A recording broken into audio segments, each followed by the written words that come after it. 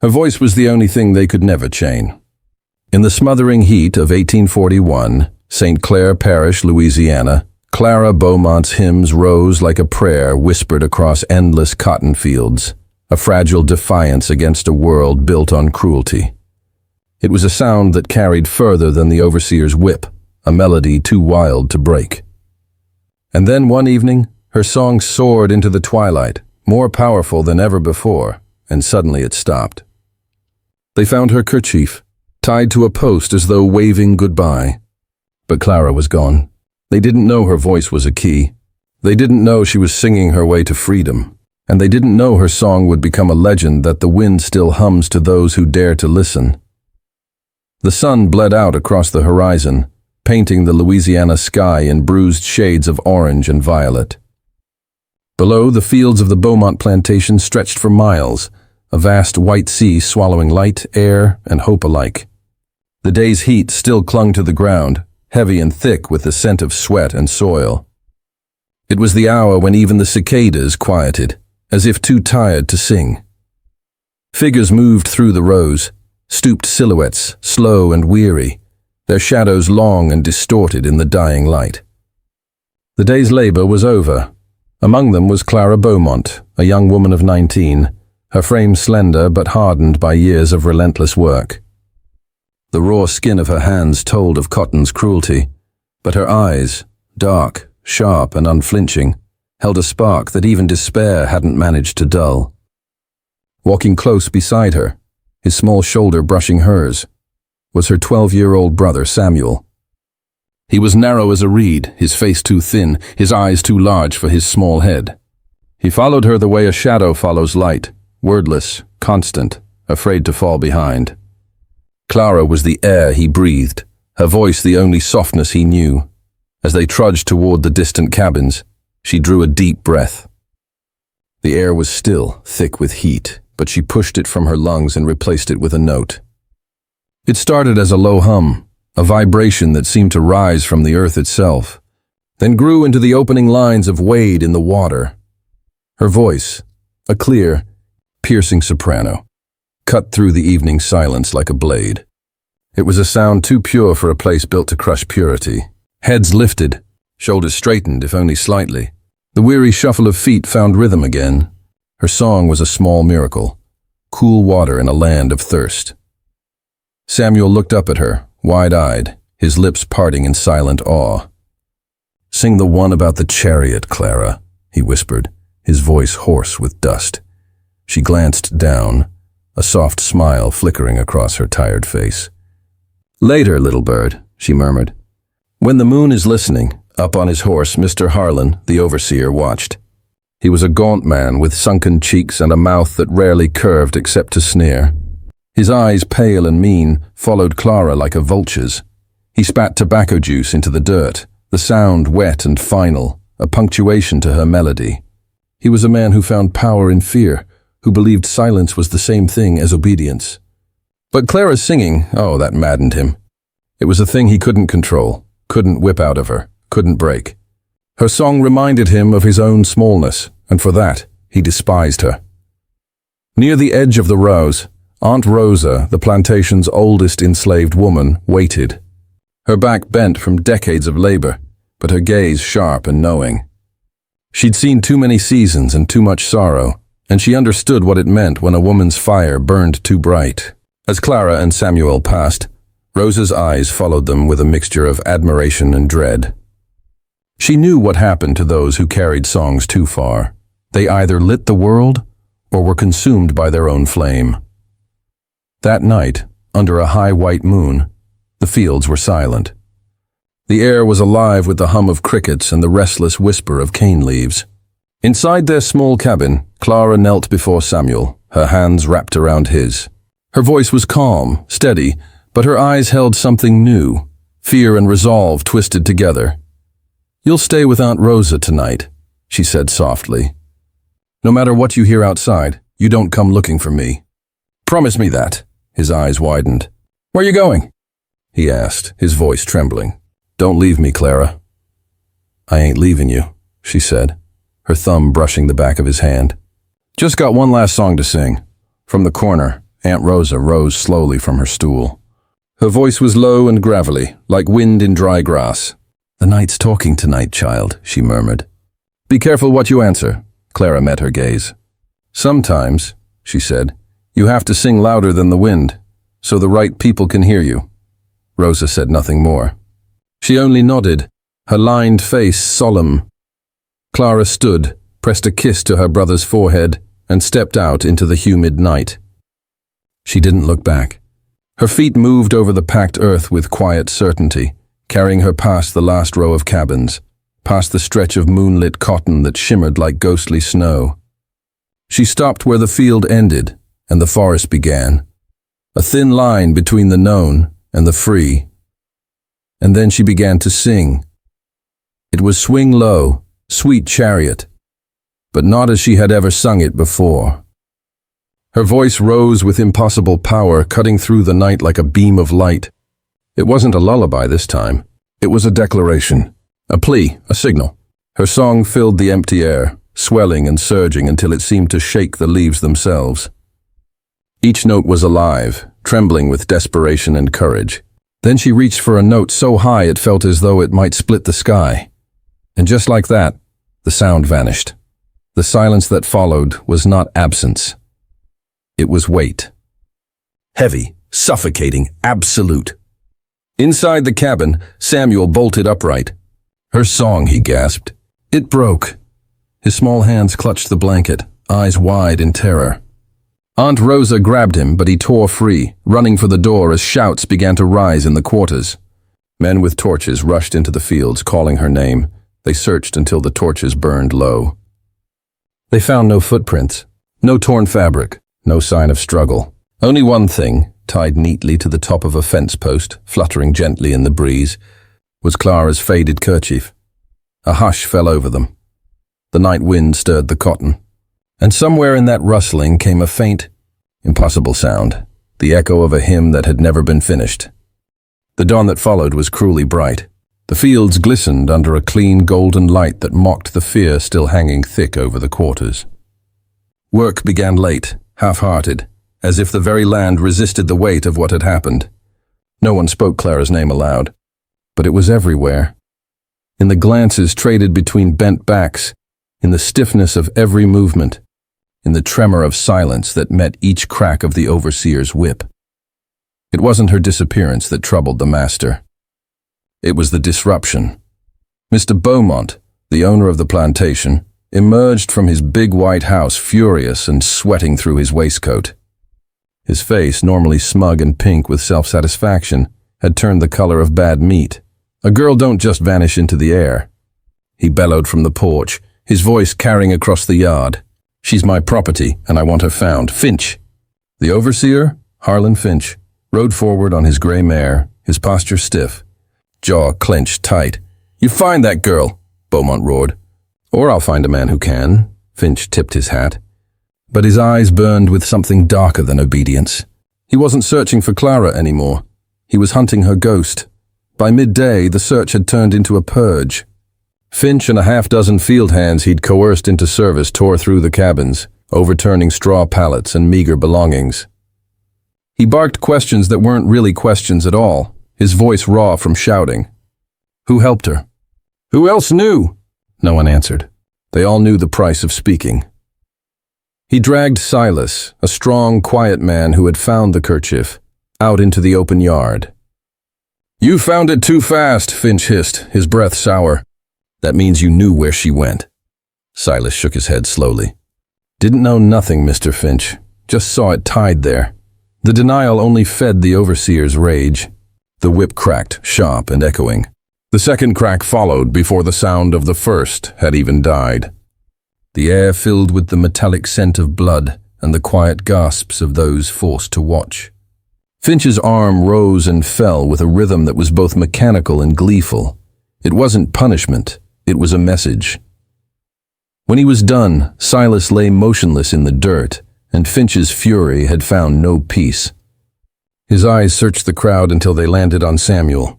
The boy stood near the cabin steps, his small body trembling but upright. His eyes locked on the overseer with a stillness too defiant for his size. Finch dismounted, boots sinking into the mud as he strode toward him. He grabbed the front of Samuel's shirt, yanking him off his feet. "Where'd she go, boy?" He snarled. "Who was she meeting out there?"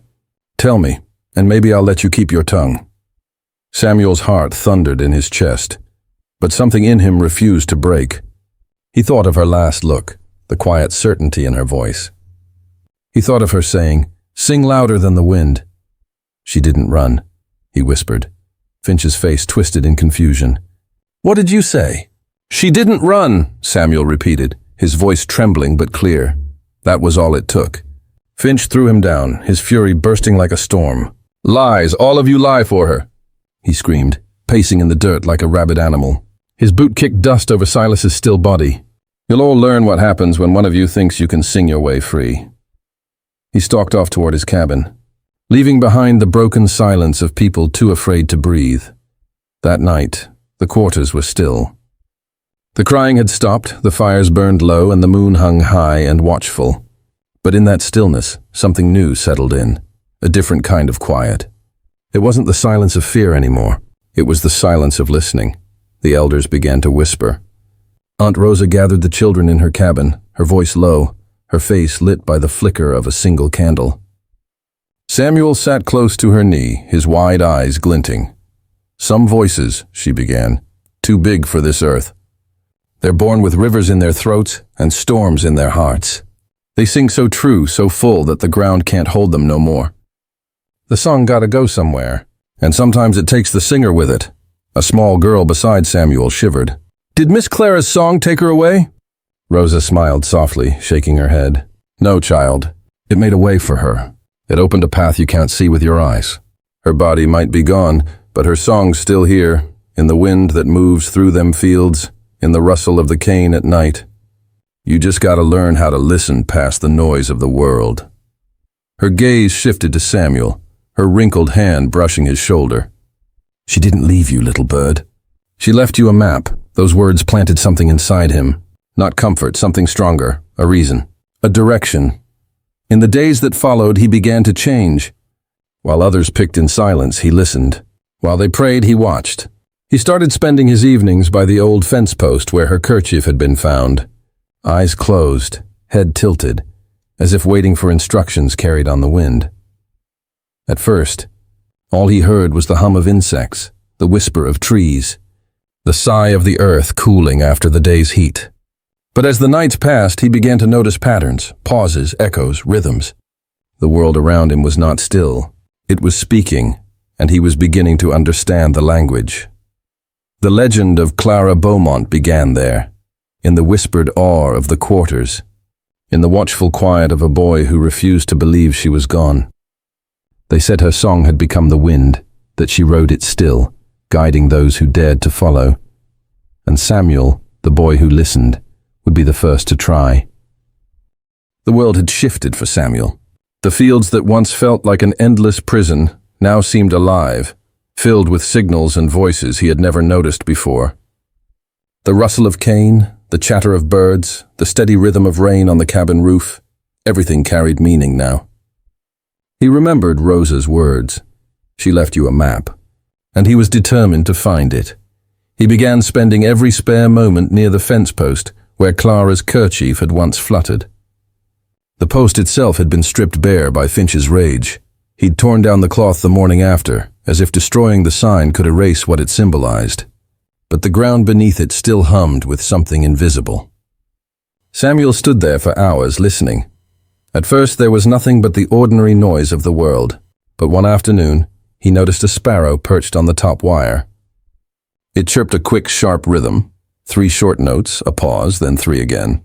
Moments later, the same pattern answered from deeper in the woods. A call and reply. He tilted his head, heart thudding. The sound seemed to beckon.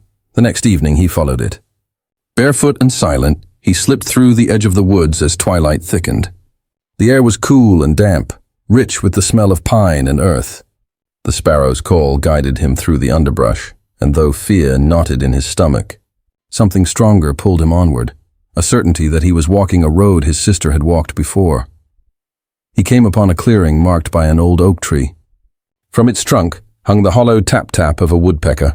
It wasn't random. It came in rhythm, tap, tap, tap, pause, tap, tap. His breath caught. It was the same beat Clara used to tap on his hand when teaching him songs. At the base of the tree lay a small pile of river stones arranged in a pattern, 7 stones forming a shape he recognized immediately. The Little Dipper. The constellation Clara had shown him one night, explaining how it pointed to the North Star. He sank to his knees.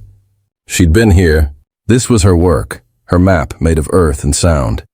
His eyes stung as he whispered, "I'm listening, Clara, I'm listening." Far upriver, the town of Baton Hollow buzzed with noise and vice. A place where money changed hands faster than the river current, and where decency came second to whiskey and cards. It was a haven for steamboat captains, gamblers, and men who wanted to forget their names. In a crowded tavern near the docks, a free man named Gideon Ward sat on a stool, his flute to his lips. He was in his 30s, dark-skinned, sharp-eyed, and quiet. A man who carried himself with the calm of someone who had seen much and spoken little. His clothes were clean but patched, his boots scuffed from miles of road. He played not for pleasure but for purpose. His music gathered stories. Each note that spilled from his flute told of faraway fields and forgotten prayers, of chains and the dreams that rattled inside them. Gideon was more than a musician. He was a collector, a keeper of the sound of his people. Every song he learned was another piece of history that couldn't be whipped away. As he played, a group of drunken river workers at a nearby table laughed and told stories. But one of them caught Gideon's attention. "They still talking about that singing girl," one slurred. "The one from Beaumont Place. Disappeared right out of the field," the other snorted. "Ain't no mystery. Probably ran and got herself caught in the swamp. You know how that ends?" "Nah," said the first man, lowering his voice. "They say she sang herself out of this world. Said her song was so strong it split the air and she just vanished. Poof. Gone like smoke. Ain't never seen nothing like it." Gideon's fingers froze over his flute. The melody died mid-note. He turned his head slightly, pretending to adjust his instrument, but every nerve in his body had gone still. He'd heard rumors of such stories before, songs that moved more than the soul, songs that were maps, codes, keys. But this one felt different. It had weight, detail, a name attached. "What was her name?" he asked casually when the men paused to drink. "Eliza. No, Clara. Clara Beaumont, I think." "Down by St. Clair." Gideon's mind began to race. A voice that could vanish into the air. If it was more than legend, it was a message. A clue. He had spent his life tracing the ways music carried meaning in secret. Wade in the water, steal away, follow the drinking gourd. Each was a code for those escaping north. But a song that could take a person away entirely, that was new. That was power disguised as myth. He packed his flute and left the tavern before his curiosity betrayed him. The river breeze was thick with the smell of night and wet timber. He tilted his head to the stars and whispered to himself, "A song that opens doors. That's a song I have to hear." Days later, Gideon found himself walking the dusty back roads of St. Clair Parish. He moved from town to town with his satchel and his flute, offering music for a meal or a cup of water. To strangers, he was just another traveler, harmless and pleasant. But every question he asked was careful, coded. He asked about the songs sung in the fields, the ones that made masters nervous. Most people shrugged him off. But one day, as he passed a blacksmith's forge at a rural crossroads, he heard a rhythm that made him pause. The steady ring of hammer on metal sounded almost like a beat he knew. 4 strikes, pause, 1 more. A rhythm of a work song, but not any he recognized. The blacksmith, a broad man with arms like tree trunks, worked without looking up. His face glistened with sweat, his shirt darkened with soot.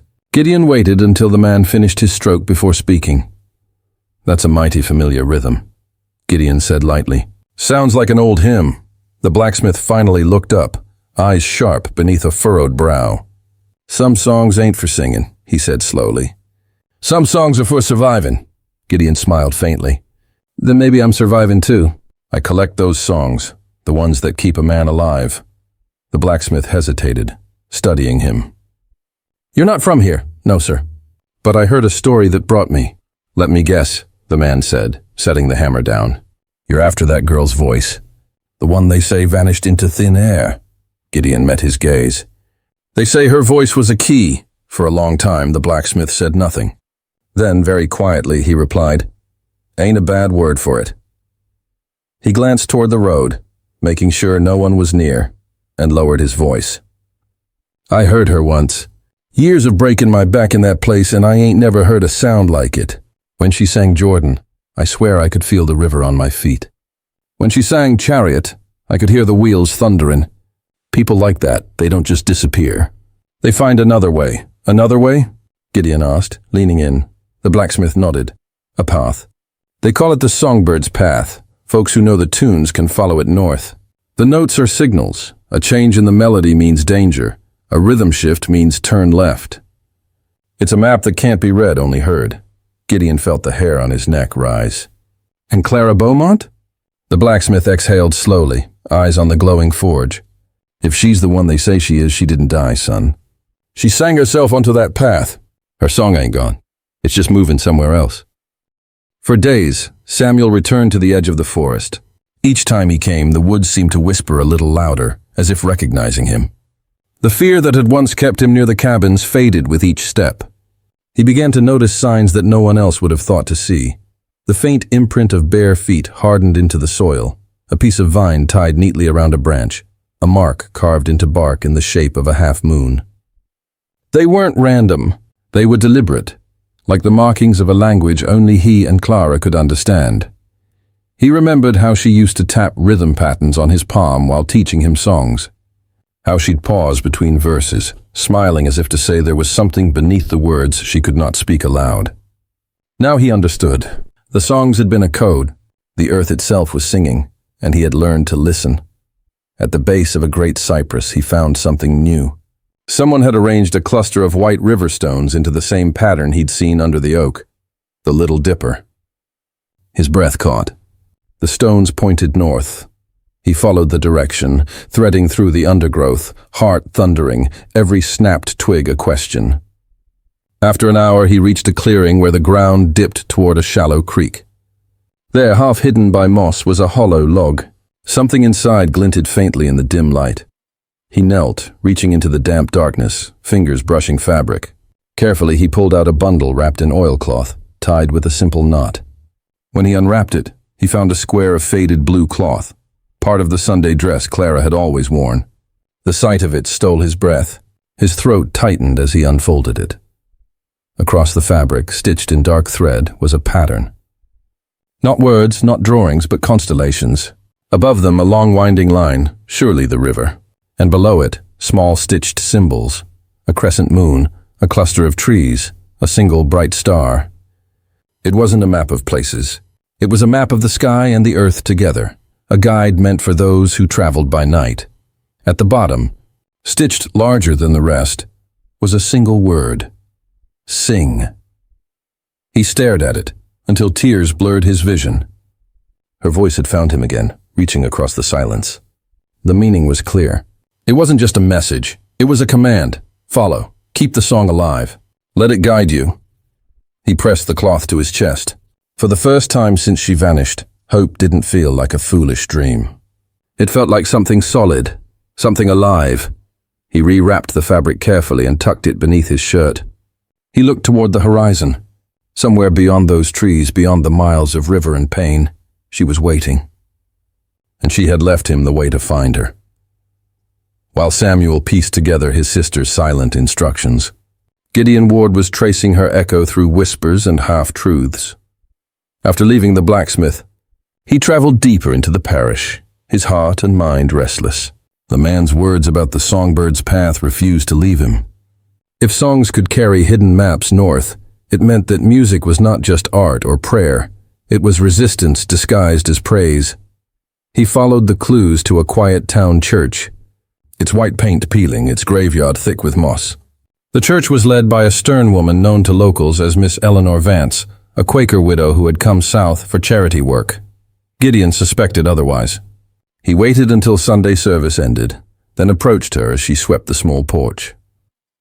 "Good afternoon, ma'am," he said, bowing slightly. "I'm told this is a place where a traveler might find rest, and maybe a bit of sheet music." Her gray eyes flicked up at him. The phrase had made her pause. For a moment she said nothing, only studying him as if reading the truth in his posture. "We have no music here," she said sharply. "This is a house of prayer." "Some prayers are songs," Gideon replied softly, "and some songs are maps." A long silence passed. Then, without another word, she stepped aside. "Come in." Inside, the house smelled faintly of wax and lavender. The walls were bare except for embroidered verses. Eleanor locked the door behind him. Her movements were brisk, deliberate. "You speak in riddles," she said at last. "My work doesn't allow riddles. It allows only trust and truth. So tell me who you are." "My name's Gideon Ward," he said quietly. "I'm a musician from Ohio. I collect the songs of our people before they're forgotten. I've come here because I heard of a girl whose song could move more than the soul." Eleanor's expression shifted just barely. "You mean the Beaumont girl?" He nodded. "They say she disappeared." "They say her voice was a key." Eleanor turned away, walking toward the window. The light caught the silver in her hair. "People romanticize miracles to make sense of things they fear. But a key," she murmured. "That's an interesting word." He reached into his satchel and produced a folded piece of paper.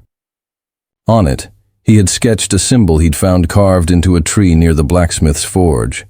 A small bird, wings spread, facing north.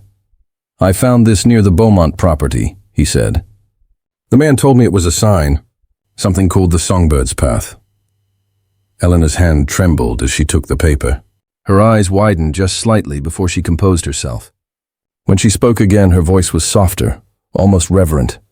"This mark belongs to a conductor," she said. "It's a symbol left for those who know how to read the music. A trail for the desperate and the brave." She folded the paper and tucked it into her apron pocket. "The path you speak of is real, Mr. Ward, but it isn't for collectors. It's for the living and the running." "I'm not here to endanger it," Gideon said quickly. "I just need to understand it. I think her story, the truth, needs to be remembered. It might help others."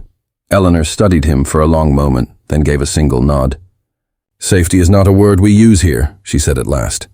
"But the girl you seek was clever, and she was not alone." Her eyes darkened with something like pride. "Tell me what you know, and I'll tell you what remains of her song."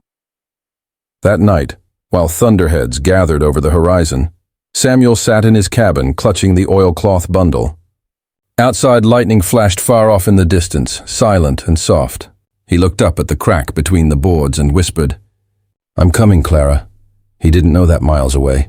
Gideon Ward and Eleanor Vance were speaking her name in that same hour, each of them tracing the melody she had left behind, one in music, the other in faith, and in the restless wind sweeping over the Louisiana fields. A faint sound stirred, too low for most to hear. It was a woman's voice, humming. Morning came thick and gray, the air swollen with the promise of rain. On the Beaumont plantation, unease clung to everything. The workers moved slower than usual, their eyes darting to the tree line, the cabins, the horizon. No one mentioned Clara anymore, but the silence itself was an act of rebellion. Finch could feel it, the shift beneath the surface, like something alive stirring under the soil. He'd been on edge for weeks, his temper stretched thin. The nights offered him no rest. Every creak of the shutters, every whisper of wind through the cane, he swore was her voice, mocking him. Sometimes he'd wake to the sound of singing that seemed to drift from nowhere and everywhere at once. Always the same tune, "Swing Low, Sweet Chariot." At first he thought it was the workers defying him again. But when he stormed into the quarters, there was only silence and the wide, fearful eyes of people who swore they'd heard nothing. It was enough to make him believe the devil himself had settled in those fields. That morning, Finch's mood was murderous. He rode out before sunrise, mud splattering his boots, the whip coiled at his side. The fields were heavy with mist, the cotton blooms pale ghosts in the fog. He called out for Samuel. "Where's that boy?" A few heads turned, but no one spoke. He dismounted and strode through the rows, his boots sinking into the soft ground. "You think I don't know?" he hissed, voice cracking with fury. "She left something behind, didn't she? A song, a code, you all think you can trick me!" Aunt Rosa stood still, her hands clasped around her apron. "Ain't no codes here, Mr. Finch, just songs to make the day go by." He stepped closer, his breath hot with rage. "Then sing for me," he sneered. "Sing that pretty tune she used to sing." Rose's mouth trembled, but she said nothing. His hand shot out, gripping her arm. "I said sing." The crack of thunder rolled overhead, deep and distant. Rose's eyes lifted toward the sky. "Seems like the Lord already singing for you," she murmured. Finch shoved her away and stormed off, cursing under his breath. Somewhere in the fog, he thought he heard it again. Her voice. Soft, lilting, just above the rustle of leaves. "Coming for to carry me home." His blood ran cold. He turned sharply, scanning the field, but there was nothing there. Only the pale cotton swaying under the rising wind. He didn't know Samuel was hiding at the edge of the forest, watching. The boy had learned to move like smoke, quiet and unseen. He'd seen Finch's rage often enough to recognize when it was turning dangerous. If the overseer suspected the map Clara left behind, he'd destroy it, and anyone tied to it. Samuel waited until Finch disappeared toward the stables before slipping through the trees. His bundle clutched tight against his chest. He was leaving that night. Far away in Eleanor Vance's small parlor, Gideon sat hunched over a wooden table, the single candle flickering between them. The old woman placed a faded hymnal before him, its pages yellowed. "Its cover soft from handling. These," she said, tapping the book, "are the ones they sang in the fields, the ones we thought were harmless. But if you look close, they tell a different story." She opened the book to steal away to Jesus.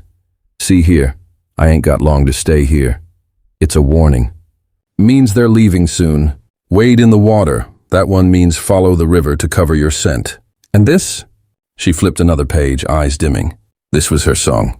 "Swing low, sweet chariot." The familiar words sat plain on the paper. But she pointed to the margin, where faint markings lined the side, tiny dots and dashes, almost invisible. "Those aren't printer's errors," Eleanor said. "They're signals. Notes to change the melody at certain verses. A sharp means danger. A hold means wait." Whoever taught her knew the system. Gideon leaned closer. "The system?" She nodded slowly. "The Underground Railroad isn't just safe houses and trails. It's communication. We use everything, quilts, lanterns, sermons, and songs. But this one was different. It was more than a warning. It was a promise." Gideon's pulse quickened. "So she knew?" "She did," Eleanor said. "She was supposed to meet a conductor that night. They'd arranged the signal, but she vanished before anyone reached her. Some say she was caught. Others say she found the door the song promised. What do you believe?" Gideon asked. Eleanor looked toward the dark window. "I believe music can move mountains when spoken by the right voice. Maybe she found a freedom bigger than this world. Or maybe she found the road north. Either way, her voice didn't die." Gideon sat back, his thoughts racing. He thought of all the songs he'd played, all the stories half told. And for the first time, he felt the pulse of something larger, an entire world of hidden voices building toward one great chord. "I need to hear it," he said suddenly. Her version. The way she sang it. Eleanor's expression softened. "You can try," she said, "but you won't find it on paper. You'll find it in the people who remember. Follow the river. The ones who heard her will know." She leaned closer, voice barely above a whisper. "And if you hear her voice again, Mr. Ward, listen careful. Sometimes she still sings. The storm broke that night. Rain lashed the fields, thunder rolling in waves across the sky. Finch patrolled the cabins with a lantern, shouting curses that were swallowed by the wind. Lightning flashed, and for an instant, illuminated the shape of a boy darting between the cabins, slipping into the trees. Samuel moved fast, heart pounding, the oilcloth pressed against his chest. Behind him, Finch's lantern beam sliced through the rain. "Boy!" he screamed. "I see you!" Samuel ran. The wet ground sucked at his feet, branches whipped at his arms, but he didn't stop. The rain blurred the world into streaks of gray and silver. In the distance he saw it, the great cypress tree and the shallow creek. He reached the clearing and fell to his knees, gasping, clutching the bundle. He spread out the stitched cloth, tracing the constellations with trembling fingers. Above the storm's roar, he began to hum, quiet at first, then louder. It was "Swing Low, Sweet Chariot," the same as she had sung that last night. The melody rose and fell, the sound trembling with fear and faith. For a moment the wind seemed to shift, bending with the tune. The trees swayed in rhythm. He lifted his eyes to the sky, lightning flashing in brilliant arcs overhead. "I'm coming, Clara," he whispered, and just then he heard it. Not thunder, not the wind, a voice. Soft, distant, but unmistakable. Coming for to carry me home. Finch burst into the clearing seconds later, soaked and wild-eyed. He raised his lantern, the light trembling. But the boy was gone, only the empty creek, the soaked cloth, and the faint echo of a song still hanging in the air. When the storm finally passed, the world felt washed raw. The morning light came slow, gray, and uncertain, as if afraid to touch what the night had done. Trees lay broken along the riverbank, and the cotton fields were a flooded sea of white and mud. The overseer's house had lost part of its roof, and half the cabins were standing in water up to the knees. Finch didn't sleep. He had spent the whole night searching, drenched and furious, cursing at every shadow. But now, as he rode along the soaked fields, he could feel his certainty slipping. There was no sign of the boy, no footprints, no torn fabric, nothing. The cypress clearing was silent except for the murmur of the creek. The oilcloth bundle lay half buried in the mud, but when he opened it, the cloth map was gone. He rode back with his jaw locked tight, his eyes bloodshot and wild. "Gone," he muttered again and again. "They're all gone." That afternoon, word spread quietly through the quarters. Aunt Rosa said the lightning took Samuel up just like it took his sister. Others swore they'd heard him singing through the storm. By sunset, his name was already part of the same whisper as Clara's, a tale of wind and water, of songs that opened doors no man could close. Within a week, Finch left the plantation. Some said he went north in shame. Others said the fever took him. But Aunt Rosa said different. She said the fields swallowed him the same way it swallowed all cruel things, that when the wind rose over the cane, you could hear his name tangled in the moan of the grass, not crying out for help, but for forgiveness. A year passed. The Beaumont plantation, once proud and sprawling, began to decay. The cotton yields dwindled, and with the loss of labor came the slow rot of neglect. The big houses paint peeled, the porch sagged, the fields grew wild with weeds. Only the sound of the river remained constant, a restless heartbeat for land that refused to forget. It was into this silence that Gideon Ward arrived one warm spring afternoon. His coat was dusted with road grit, his boots worn thin, his flute tied at his hip. He'd spent the better part of a year following the stories. Songs passed around from parish to parish, whispers about the Songbird of St. Clair. Some said she'd become a ghost who sang to guide the lost. Others said her voice had joined the wind to carry messages north. Whatever the truth, he knew there was something here, a beginning that no one had dared to finish. He walked the overgrown path to the fields. The air was heavy with the smell of damp earth and wild jasmine. The old fence posts leaned crookedly, their wood soft from years of rain. At the far edge, he found it, the clearing by the cypress tree. He stood still for a long while, listening. The sound of the creek drifted through the hush. The tree still bore faint carvings, a bird with spread wings, nearly erased by moss, and beneath it, a crescent moon. He traced the grooves with his fingertips, his pulse quickening. "She was here," he murmured. He sat by the water and took out his flute. It had been weeks since he'd played. He closed his eyes and began to breathe into it, slow and deep. The first notes of Swing Low, Sweet Chariot filled the clearing, soft, searching, a prayer offered to the air itself. As he played, a strange thing happened. The wind rose gently, stirring the trees. The water rippled in rhythm with the melody. When he shifted to the next phrase, the sound seemed to echo, not from the flute, but from somewhere beyond, faint and far, like another instrument answering from deep in the woods. He lowered the flute, heart pounding. "Hello?" No reply, only the rustle of leaves, the hum of insects. Yet he could have sworn. He played again, this time the final verse, the one Clara was said to have sung the night she vanished. The echo returned, softer, clearer, each note trailed by another, lighter voice, as if his music had woken something long asleep. When the last note faded, he sat motionless. Then, from the base of the tree, he noticed something glinting under a patch of moss. He brushed it aside and found a small metal button. Simple, round, with faint stitching still clinging to it. Not much, but something about it made his chest tighten. It was delicate, like something from a woman's dress. He turned it in his palm and whispered, "You really were here, weren't you?" That night, he returned to Eleanor Vance's cottage with the button in hand.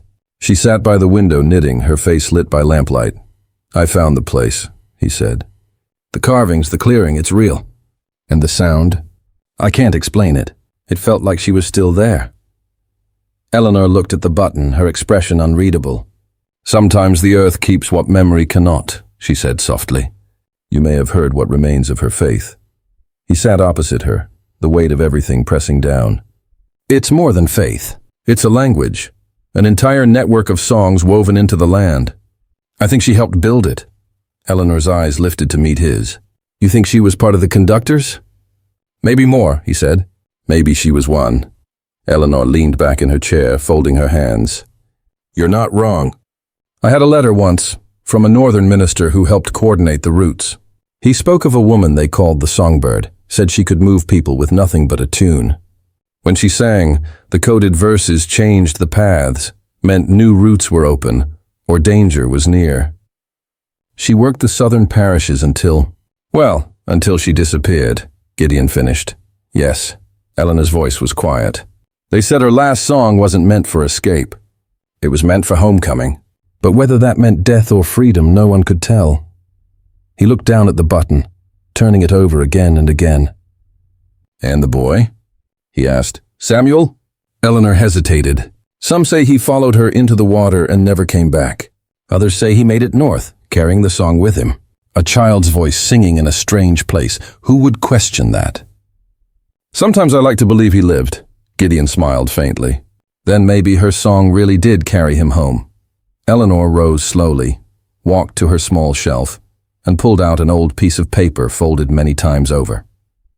She handed it to him. "This came to me months after she vanished," she said. "No name, no signature, just words.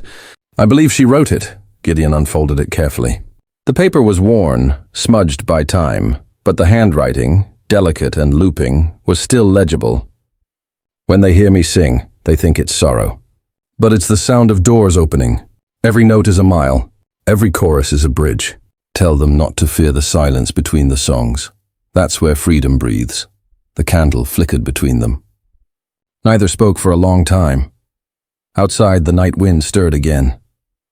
Through the half-open window came a low hum, faint as memory but unmistakable. Eleanor's hand stilled, eyes wide. Gideon rose and stepped toward the sound. It was distant, almost beyond hearing, but the melody was clear. "Swing low, sweet chariot." He looked toward the dark fields beyond the cottage and smiled, the paper still trembling in his hand. "She's still singing," he whispered. The road north from St. Clair Parish was long and dust-bitten, the air filled with the smell of pine and river water. Gideon Ward traveled it with a quiet purpose, the paper tucked safely inside his coat. He carried no weapon, only his flute and the memory of a voice that refused to die. He played in small towns, at crossroads inns, outside churches, in cotton camps and backwater taverns. Some nights, he earned nothing but a meal and a bed of straw. But the people listened, and little by little, the melody began to spread. Guitar. First he played it the way she had sung it, soft and slow, like a prayer. But over time he changed it, shaping it the way she might have wanted. The song became alive again, bending and shifting with the road. When he added the faint rhythm of tapping, the same pattern Clara had once used on Samuel's hand, people who knew the old codes recognized it instantly. A sharp meant danger. A rest meant wait until nightfall. 2 low notes meant the road was clear. He never explained what he was doing. He didn't need to. The right ears understood. In a small riverside church near Montgomery, he met Reverend Lewis, a kind-eyed preacher who worked quietly as a conductor. His sermons were fire wrapped in gentleness, his voice soft but unyielding. Gideon played for his congregation one night after service, pretending to be nothing more than a traveling musician. But the moment he reached the second verse, the Reverend's eyes lit up with recognition. After the crowd left, the preacher invited him inside. The walls of the parsonage were lined with maps, hand-drawn trails marked in charcoal, with small symbols etched along the edges: stars, rivers, trees. "You carry her song," Reverend Lewis said simply. Gideon nodded. "You knew her?" "I met her once," Lewis said. "She came through here 2 summers before she vanished.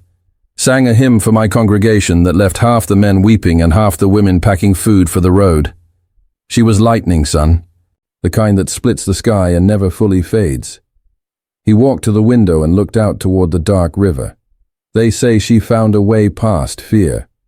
Her songs could tell you when to run, when to hide, when to keep still. But more than that, they made people believe they could be more than what chains told them they were." Gideon took out his flute, playing the first verse softly. The Reverend closed his eyes, smiling sadly. "She's still speaking through you," he said. "Keep that sound moving. As long as her song travels, so does the road she built." The weeks turned into months. Gideon moved along the old waterways, never staying long enough to draw attention. In each place, the story changed slightly. Sometimes she was Clara Beaumont, sometimes the Songbird of St. Clair, sometimes just the girl who sang herself free. But her essence remained the same, a voice that had refused to be caged. In Georgia, he played for field hands during a stormy night, lightning flashing through the cracks in the barn walls. He wove the coded rhythm into the song, and by morning, 3 families were gone, vanished into the marshes, following the trail the melody had mapped. In Alabama, he played for a gathering of freedmen in a dusty chapel, his notes rising like smoke in the candlelight. They sang it back to him with tears streaming down their faces.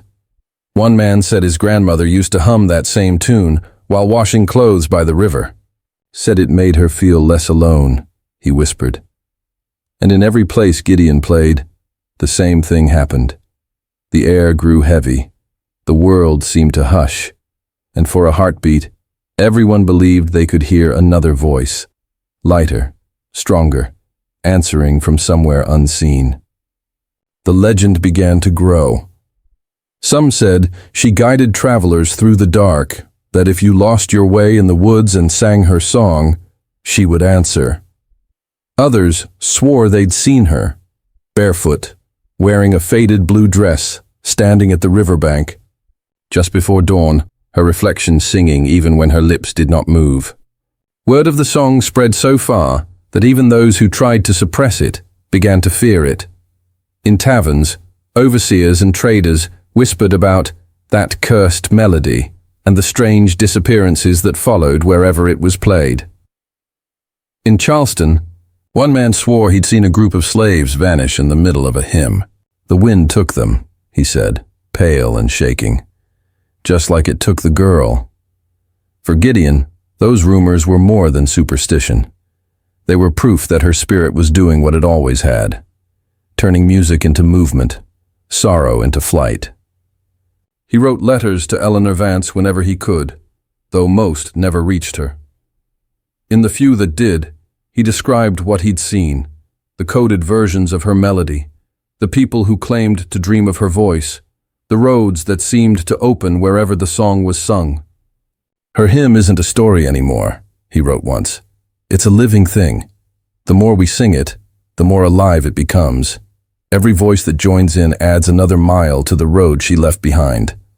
One evening, while traveling through a small settlement near the Tennessee border, Gideon stopped by a campfire where a group of travelers were resting. Among them was an old man with gray hair and tired eyes, holding a worn fiddle. They shared supper and talk of the road. When the old man asked Gideon for a tune, he played Clara's song. The moment the melody began, the man froze, bow tightening in his grip. "My sister used to sing that," he whispered, "long time ago. Said it would carry us home someday." Gideon looked at him carefully. "Your sister?" The man nodded slowly. "Her name was Clara." The words hit like thunder. Gideon set down his flute. Clara Beaumont? The man's eyes filled with tears. That's what the master called her. We just called her Clara. My name's Samuel. For a moment the fire popped, the world narrowing to the sound of breath and disbelief. But you vanished, Gideon said softly. Samuel smiled faintly. The river didn't take me. It delivered me. I followed her song north. Took me near a year, but I made it. Been carrying it with me ever since. He lifted the fiddle and drew the bow across the strings. The sound was rough but deep, steady as heartbeat. This tune here, he said, isn't just hers no more. It's ours. It's the bridge she left behind. Gideon's throat tightened. He joined in, the flute answering the fiddle, and together they played the song of Clara Beaumont, the girl who sang to the empty fields and never stopped. The music rose into the night, the two instruments weaving around each other like voices in conversation, like sister and brother reunited through sound. And as the wind moved through the trees, the night seemed to hum along, carrying the melody. North, farther and farther, until it was impossible to tell where the music ended and the world began. The night Samuel and Gideon played together by that small Tennessee campfire became one of those rare moments that the world seems to pause for. The wind stilled, and the river's current softened as if listening. They didn't speak again for hours, just played. The notes rose and fell like breathing, weaving between sorrow and salvation. Every so often, Samuel would lift his eyes toward the dark sky, his lips moving soundlessly, as though answering a voice only he could hear. When the dawn came, he smiled faintly. She's gone on, he said, but her road's still here. We're walking it every time we sing. By the time Gideon packed his things, the old man had already gone, leaving only his fiddle resting against the log. The bow was laid neatly across it, as though waiting for someone else to take up the song. Gideon carried that fiddle for the rest of his life. He traveled north after that, through Kentucky, then into Ohio, then farther still. Everywhere he went, he played. In small churches, in abolition meetings, in hidden basements where frightened people waited for the moon to rise. The melody became their password, their promise. When the war finally came and the world began to crack open, Gideon was there, playing the same tune for Union soldiers camped along the rivers. They called it a hymn of courage, though few knew what secrets lay inside it. Some nights, when the cannons fell silent, the soldiers swore they could hear another voice drifting from the woods. A woman's voice, strong and clear, singing the words that had started it all. Swing low, sweet chariot, coming for to carry me home. And somewhere in that endless dark, they said, another sound joined in, a fiddle, faint but steady, keeping time. Years passed. Freedom came, uneven and bleeding, but it came.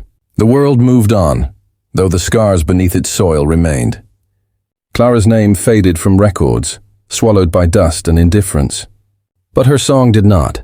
It found its way into churches, into schoolhouses, into choirs that didn't even know her story. Generations later, when the people of St. Clair Parish sang "Swing Low, Sweet Chariot," they did so with tears in their eyes, without knowing why. They only knew the song carried something larger than grief, something eternal. Eleanor Vance lived long enough to see the first free schools open in Louisiana. In her final years, she kept a folded letter beside her bed, the one Gideon had written describing how Clara's melody had become a beacon for the lost. She would read it every night before sleeping, whispering the same words like a prayer. Every voice that joins in adds another mile to the road she left behind. When she passed, the letter was found still clutched in her hand. By the turn of the century, Gideon was an old man with white hair and tired eyes. He lived near the river in a small wooden house built by his own hands. Children from the nearby settlement often came to sit by his porch, listening to his stories of the road, the songs, and the people who had followed them north. One evening, a young girl asked, "Mr. Gideon, did the lady really disappear? Did she fly away?" He smiled gently, staring out toward the setting sun. "Maybe she did," he said. "Maybe she just went where her voice could be free." He lifted his flute and began to play, slow and soft. The children fell silent. The melody filled the air, curling upward like smoke, bending through time itself. The wind stirred the trees, and for a heartbeat, the air shimmered with something unseen. To the children, it felt as if another note answered his, higher, purer, like glass singing in the light. But when they turned, the old man had stopped playing, eyes closed, a peaceful smile on his face. The flute rested on his lap, the last note fading into forever. Years rolled on. The world grew faster, louder, colder. The stories of the plantations and the songs of survival became lessons in history books, cleaned, polished, and stripped of pain. But every so often, the truth surfaced in strange places. In 1932, a young researcher collecting field recordings in rural Alabama stumbled upon a melody hummed by an elderly woman who claimed it was older than sorrow. The woman couldn't remember the words, only the tune. When the researcher played it back, something uncanny happened. The hum carried faint undertones, overtones no one could explain. Experts said it was a trick of the air, a harmonic echo. But locals had another idea. "That's the songbird," they said. She still travels the wind, and in the modern day, long after the fields of St. Clair had turned into paved roads and quiet neighborhoods, a construction crew digging near the old creek bed found something unexpected. A small metal button, half buried in clay, still polished despite the centuries. It was delicate, hand-forged, with traces of blue cloth clinging to its edge. No one knew whose it was. It ended up in a local museum display about plantation life. Most visitors passed it by without a glance. But one young woman lingered. She stood before the glass, staring at the tiny relic, feeling something stir deep in her chest. The plaque beneath it read simply, "Button, 1840s, found near former Beaumont Plantation." Without knowing why, she whispered softly, "Swing low." And before she could stop herself, the next words came unbidden. "Sweet chariot." The air in the museum seemed to shift. The faint hum of the air vents turned rhythmic, almost melodic. The glass in front of her vibrated gently, as if struck by invisible fingers. She froze. Around her no one noticed, but she felt it. Something alive, something listening. She smiled faintly, finished the verse under her breath, and walked away. Behind her, the button caught the light and shimmered like a drop of morning dew. Outside, the wind swept across the old fields that once carried the weight of so many prayers. The cane and cotton were long gone, replaced by open grass and wildflowers. But when the breeze rose just right, it carried a sound, not loud, not clear, but real. A woman's voice, low, strong, and full of peace. "I'm comin' for to carry you home." The wind rolled north, passing through trees and over highways, through towns and cities that had forgotten her name but not her song. It moved like breath, like memory, like freedom. And somewhere in that endless sound, Clara Beaumont still sang, to the empty fields, to the restless hearts, to anyone still listening.